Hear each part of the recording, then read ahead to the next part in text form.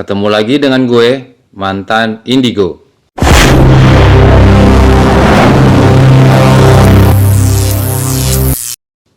Jangan lupa subscribe channel gue untuk selalu mengikuti kisah-kisah gue, kisah mantan Indigo. Waktu itu sekitaran jam 7, handphone gue itu bunyi dan gue lihat ya teman lama gue yang dulu satu kantor itu nelpon. Terus gue angkat teleponnya, dia bilang, "Mas, bisa tolong bantuin temen gue nggak?" Ya gue jawab sih, bantuin apaan nih? Gue belum tahu apa-apa, tahu-tahu suruh minta bantuan aja gitu. Ada temen gue, dia bilang kakaknya itu sakit karena dikerjain orang lah. Dan sekarang kondisi kakaknya itu ya masuk rumah sakit udah beberapa hari gitu. Kalau diagnosa dari rumah sakit dan kedokteran sih katanya sih serangan jantung gitu. Sekarang kondisi kakaknya ada di ruang ICU. Ya gue juga jadi balik nanya kan, tahu dikerjain orangnya dari mana gitu. Kok bisa tiba-tiba rumah sakit bilang dia serangan jantung, terus tiba-tiba juga ada lagi yang bilang kalau itu dia dikerjain orang gitu. Ya teman gue sih ngejawab cuman ya dia cuman cerita sedikit doang sih mas. Ya katanya sih adalah dia kenalannya atau sekitaran situ orang tuh yang bilang ya dikerjain nih kakak lu sama orang gitu. Ya nanti gue suruh teman gue telepon lu deh. Ya singkat banget teman gue telepon cuman ngasih kabar gitu doang. Ya akhirnya gue nggak kemana-mana, gue tungguin teleponnya kan. Ya memang siapa tahu emang temennya itu memang urgent banget dan khawatir kepada kakaknya gitu. Ya sekitaran jam setengah 10 malam akhirnya teman gue itu nelpon gue. Dia bilang awal-awal nelponinnya ini nama gue si C misalkan, itu dia temen dari temen gue gitu. Gue bilang oh iya tadi udah dikabarin, nah ini lagi nungguin teleponnya nih. Gue langsung nanya gimana kondisi kakaknya yang di rumah sakit. Ya dia sih jawab iya kakak saya tuh di rumah sakit udah sekitaran 3-4 hari. Diagnosanya sih serangan jantung sama ada penyempitan pembuluh darah lah, dia bilang. Ya gue jawab, wah ngeri juga ya penyakitnya, gue bilang gitu. Ya terus gue jawab lagi, iya tadi dikabarin katanya pernah ada yang ngasih tahu ya kalau kakaknya itu dikerjain orang. Itu gimana ceritanya, gue bilang. Ya dia ngejawab, waktu itu habis kakaknya serangan jantung di rumah, itu kan dibawa buru-buru ke rumah sakit gitu. Nah saat di rumah sakit itu ya sempatlah ketemu beberapa orang, beberapa tetangga gitu, karena diantar ini juga nggak sendiri mas, nggak cuma keluarga aja, tapi alhamdulillah ada tetangga juga yang nganterin.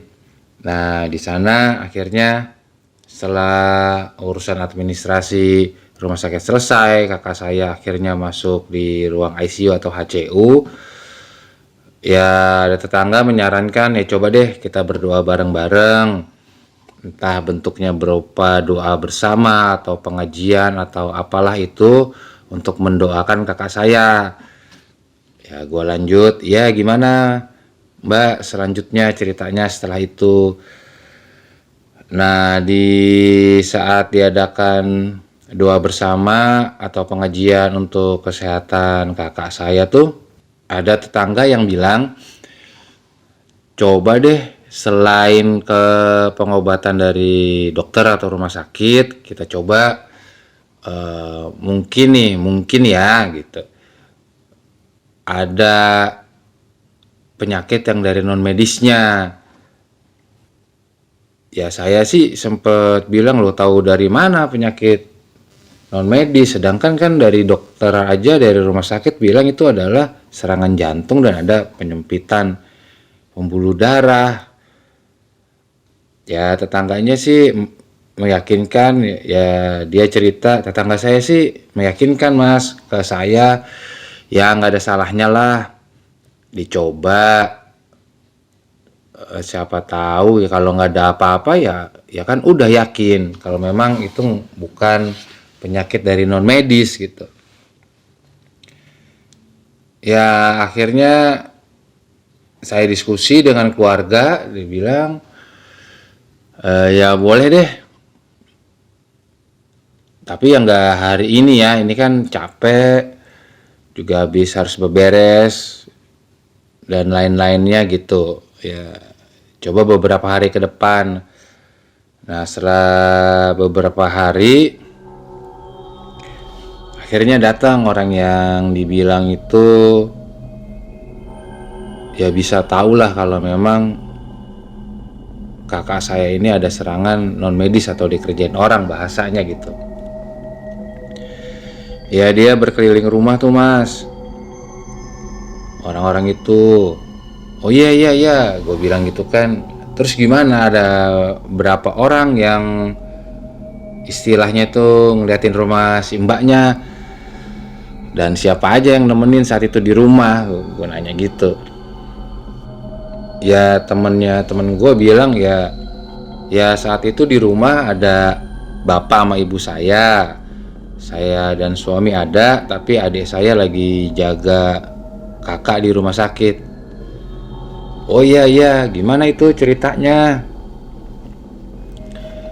Ya tuh jadi orang itu berdua, mereka berkeliling rumah sambil, saya juga nggak tahu Mas, dia baca-baca apa gitu. Dia ngeliat di setiap sudut rumah, dia telusurin tuh rumah, terus di pojokan rumah, terus dia ngeliat ke atas rumah juga gitu kan.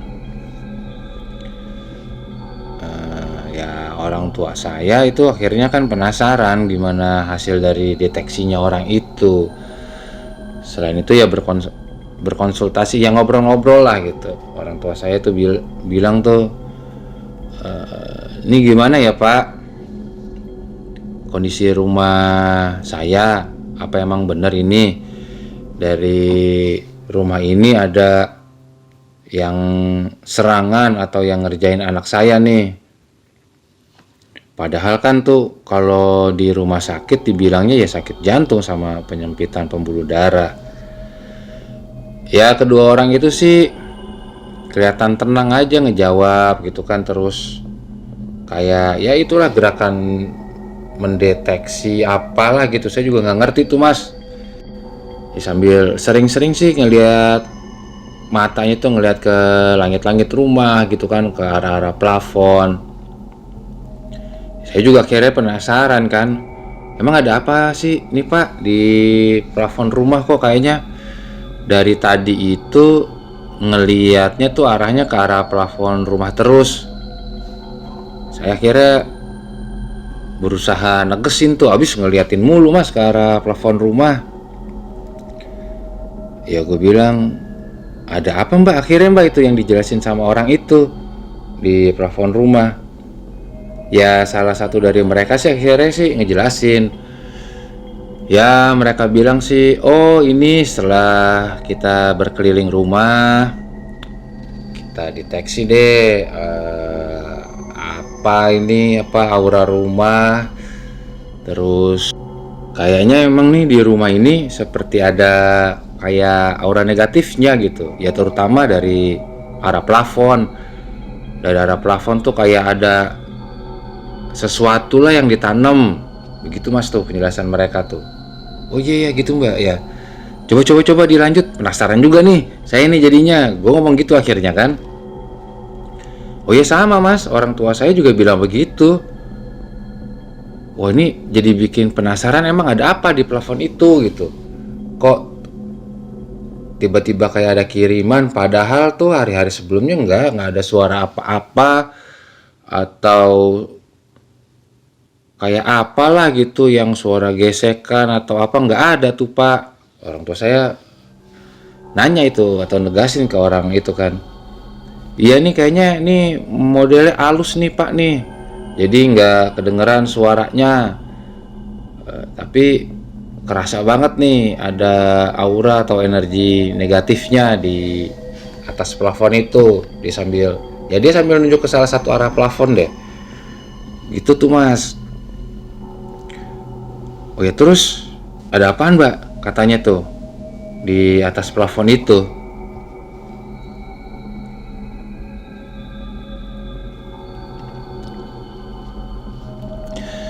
Ya mereka lanjut gantian ngobrol, yang ngomong maksudnya nih mas, dia bilang iya tuh di plafon itu ada kayak ini pak, dia bilang ada dua makhluknya itu bentuknya kepala. Wah, orang tua saya langsung, kepala kayak gimana? Iya, itu makhluknya ada dua. Dia itu bentuknya tuh antara kepala dan kakinya itu terpisah, itu makhluk itu. Nah, jadi kedua makhluk itu tuh ya susah juga sih kalau digambarin. Tapi ya bentuknya begitu, dan akhirnya nyerang kakaknya si mbak ini nih, nyerang anaknya bapak. Nanti dari mananya nanti kita coba telusurin nih pak, kita coba ikhtiar, bahasa mereka gitu tuh mas. Si mbaknya ngomong kayak gitu ke gue kan. Terus terus mbak, ini gue jadi makin penasaran nih, istilahnya ikhtiar kayak gimana tuh yang orang itu maksud. Ya ini mas ya, saya lanjutin nih. Iya mbak, beneran nih, saya jadi penasaran juga nih, penasaran banget malah, gue bilang gitu. Iya, mereka ngelanjutin tuh, iya nih harus diikhtiarin biar si makhluk ini bisa diusir. Jadinya ilmu-ilmu atau benda-benda yang ada di anak bapak ini nih yang lagi sakit bisa sekalian keusir juga dari badannya gitu. Ya orang tua saya ya jadi makin penasaran. Ya udah pak, apaan sih sebenarnya pak makhluk itu, bentuknya atau apa atau gimana ikhtiarnya ini? Ya mereka lanjut ngomong, ya jadi begini pak, untuk ikhtiar ini kita membutuhkan biaya nih.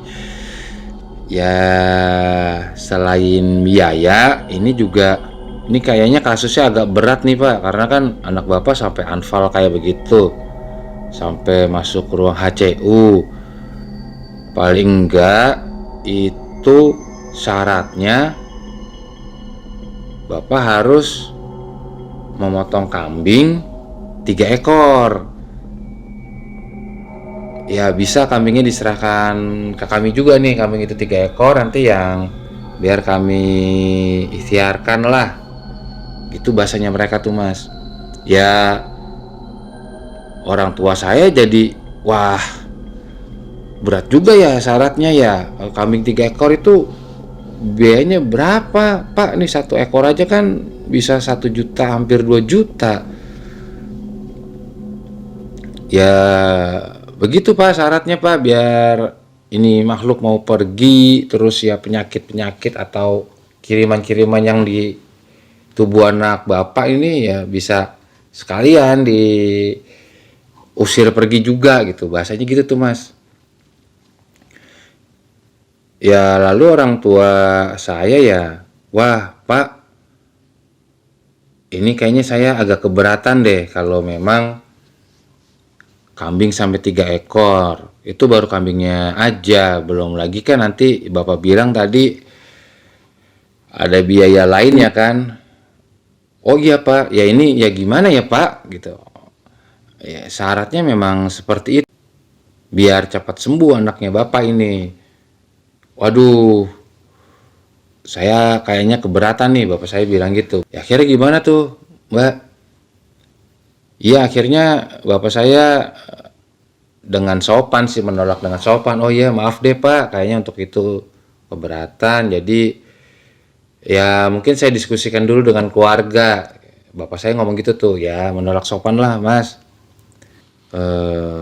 Terus temen gue tuh nanya, itu sebenarnya gimana sih mas prosesnya? Apa bener ini emang kakak saya ini dikerjain orang?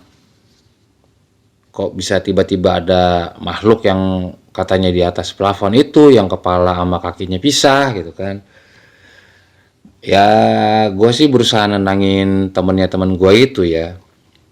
Awal-awal tuh gue bilang, ya Mbak, segala musibah itu apapun bentuknya ya pasti datang dari Allah gitu. Ya ini mungkin salah satu ujian kesabaran buat keluarganya Mbaknya. Ya mudah-mudahan kakaknya Mbaknya ini ya cepat sembuh deh dari penyakitnya, dan penyakitnya itu ya diangkat sama Allah, gue bilang gitu. Dan ya untuk dibilang makhluk itu yang di plafon Mbak, yang dibilang kepala sama kakinya pisah, coba Mbak pikir deh, gue bilang.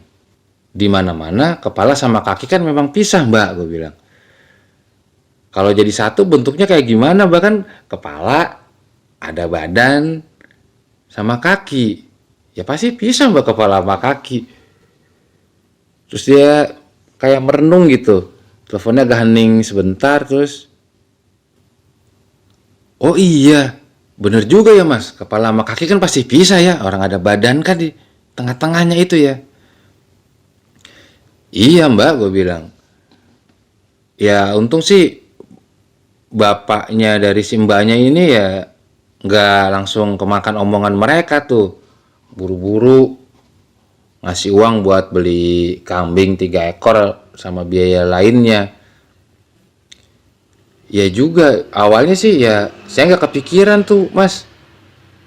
Wah ada makhluk kayak gimana bentuknya, kepala sama kaki pisah, terus apa hubungannya sampai bisa nyebabin kakak saya ini akhirnya jadi sakit.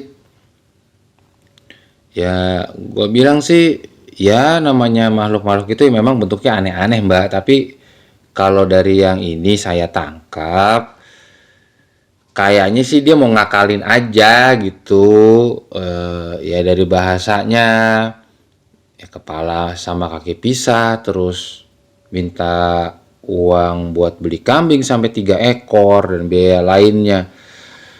Itu kan bukan perkara duit kecil, gue bilang. Ya bisa minta tolong nggak mas? Apa emang bener dilihat? Terus bahasanya dia tuh ya di Terawang. Nih kakak saya sebenarnya sakitnya apa atau karena apalah. Ya gue ngejawab, iya mbak saya minta waktu 1 hari 2 hari, ya insya Allah nanti ada petunjuk dari Allah. Nanti begitu ada petunjuk saya buru-buru deh langsung telepon si mbaknya, gue bilang. Ya penutup teleponnya itu saat itu ya mas ya kalau bisa diusahakan secepatnya, soalnya ini kasihan kakak saya juga kasihan sama orang tua saya nih, selain kepikiran juga ya mondar mandir kan ke rumah sakit. Oh iya ntar sesegera mungkin lah saya kabarin gitu. Singkat cerita itu sekitar 1-2 hari ya gue sih memohon dan berdoa kepada Allah diberikan petunjuk ada apa sih sebenarnya yang terjadi kepada keluarga si mbaknya ini gitu. Alhamdulillah setelah hari kedua dari telepon pertama itu ya Allah memberikan petunjuk ya, akhirnya gue langsung tuh buru-buru nelpon. Waktu itu sih salahnya gue nelpon sore, gue lupa. Kalau orang kerja itu sore sekitar jam 4 atau jam 5 ya kan, mungkin ada yang kerja lagi sibuk-sibuknya atau mulai pulang dari kantor gitu. Nah sekitar jam 7 atau setengah 8 itu akhirnya teman gue balik nelpon. Ya gimana mas, udah ada kabarnya, dia bilang. Oh ya alhamdulillah ini mbak, coba gini deh mbak, nih kita telusuri aja. Oh iya telusuri gimana mas, maksudnya telusuri ini di rumah harus kita telusurin dari bawah sampai atas itu. Dia langsung respon kayak gitu kan. Gue bilang enggak bukan gitu maksudnya. Maksudnya itu sebelum sakit kakaknya mbak ini Ada nggak apa salah makan atau apa gitu? Dia langsung jawab, enggak sih mas, kemarin dari diagnosa dokter juga nggak ada salah makan atau kegiatan apa. Oh iya, terus coba diingat-ingat, pernah nggak nih, maaf ya mbak, gue bilang, maaf banget nih, kakaknya mbak ini berselisih paham dengan orang, sampai orang itu sakit hati karena dibentak-bentak atau ditunjuk-tunjuk sama kakaknya mbaknya nih. Maaf banget ya mbak, saya nanya kayak gini. Gue bilang gitu, gue melontarkan pertanyaan itu, terus dia jawab, sebentar mas, saya coba pikir-pikir sebentar. Atau sebentar deh, saya tanyain juga sama keluarga nih. Nggak lama telepon ditutup, sekitar 15-20 menit deh. Akhirnya ditelepon balik lagi. Dia bilang tuh, mbaknya bilang, oh iya mas, ini kata adik saya nih, beberapa hari sebelum kakak saya sakit, itu dia sempat berselisih paham nih sama tetangga. Nggak jauh kok, tetangga deket rumah sini. Nggak tahu juga permasalahannya apa. Itu tuh tetangga saya itu sampai dibentak-bentak gitu. Adik saya bilang tuh, kakak saya tuh kayak marah banget, marah besar, emosinya meledak-ledak saat itu. Tetangga saya itu sampai ditunjuk-tunjuk mukanya gitu loh. Terus beberapa tetangga juga sempat ngeliat dan ya berusaha misahin lah. Karena kakak saya kelihatannya emosinya udah melampaui batas gitu. Ya saat itu juga adik saya berusaha misahin tuh, ya berusaha menarik kakak saya lah ke dalam rumah supaya nggak jadi keributan yang lebih besar. Malu juga sama tetangga gitu. Emang ada hubungannya ya mas? Kemarin tuh kakak saya ribut-ribut sama tetangga, sama sekarang nih dia kondisinya sakit ini di rumah sakit. Ya begini mbak, segala sesuatu itu kan pasti ada sebabnya. Namanya kita nggak tahu nih, saat itu mungkin kakaknya si mbaknya juga lost control dan mungkin dia saat itu juga nggak bisa ngontrol emosinya sampai tetangga sendiri ditunjuk-tunjuk dan marah besar. Kemungkinan, mau bilang, kemungkinan saat itu tetangganya si mbaknya ini merasakan sakit hati dan mungkin ada ucapan di dalam hatinya itu yang ya berkata nggak baik lah untuk kakaknya si mbak ini, gue bilang.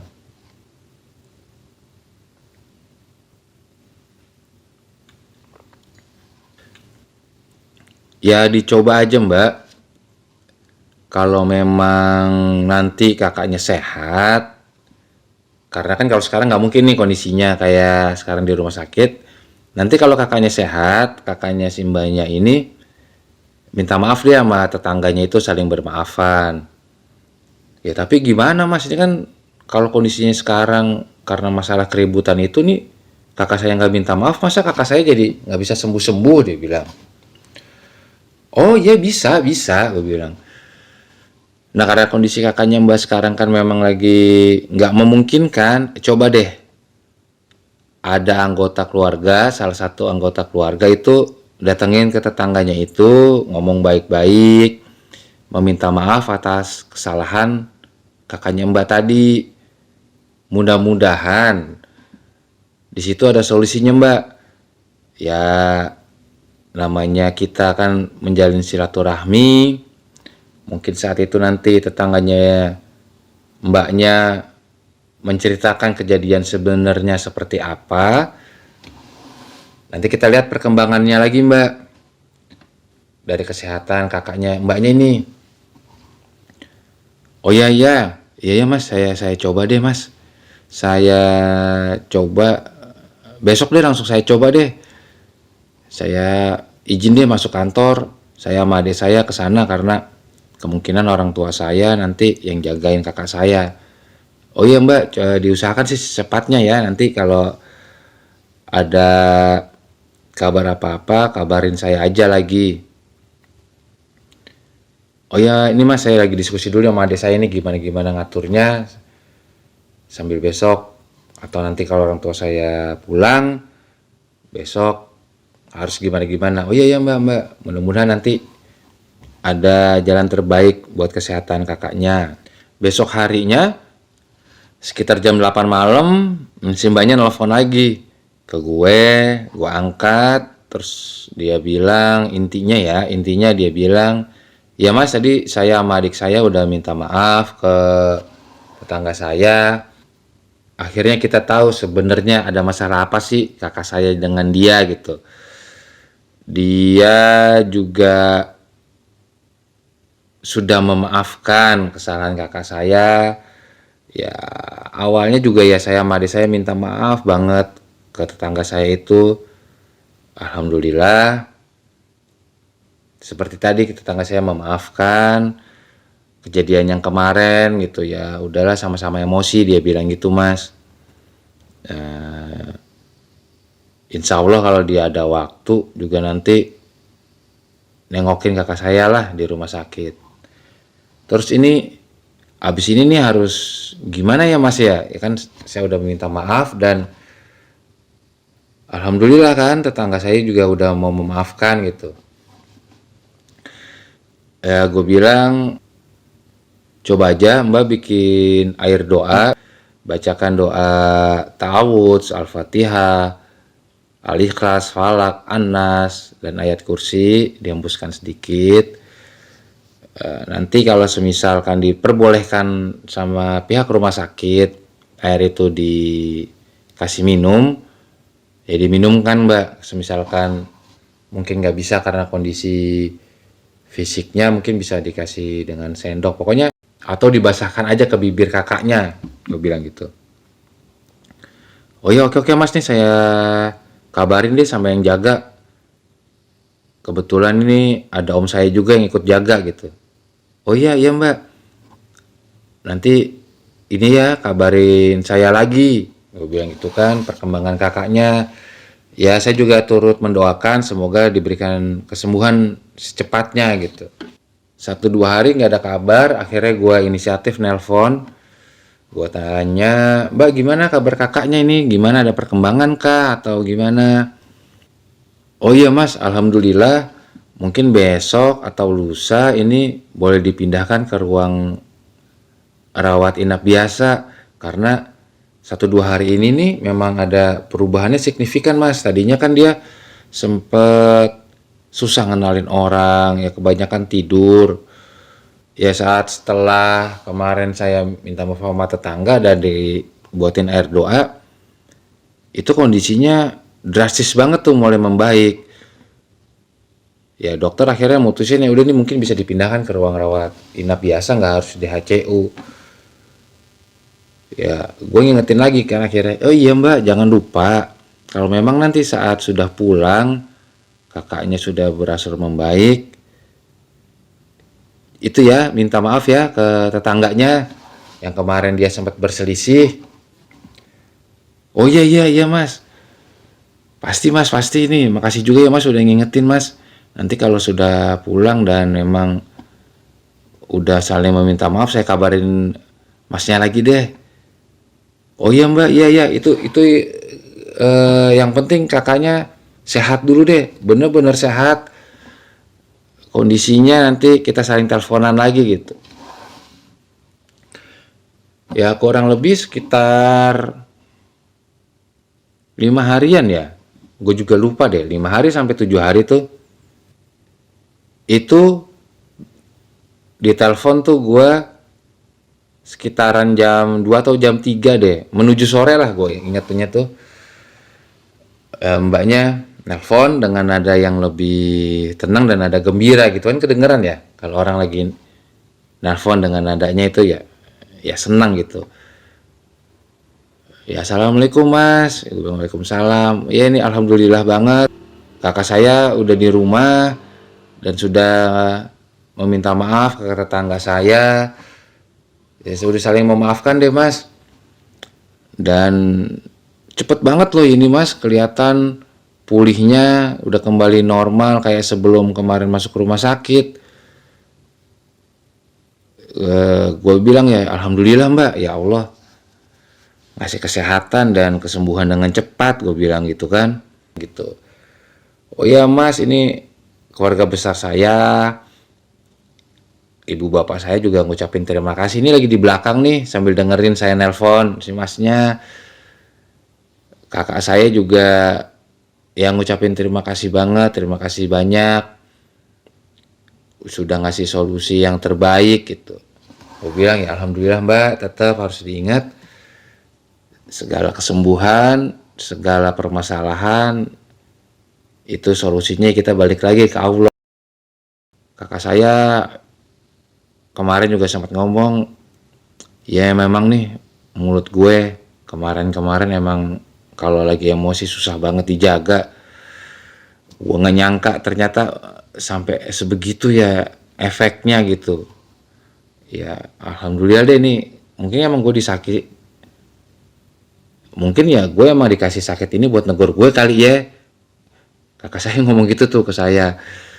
Ya saya sih jawab ya mungkin lah, ya lebih sabar lah lo. Ya jaga mulut deh, jangan terlalu gimana ke orang lain. Iya ini pelajaran berharga banget nih buat gue. Kakak saya akhirnya ngomong gitu tuh mas. Iya mbak, ya alhamdulillah sehat semuanya ya mbak. Jangan lupa subscribe channel gue ini untuk selalu mengikuti kisah-kisah gue, kisah mantan indigo.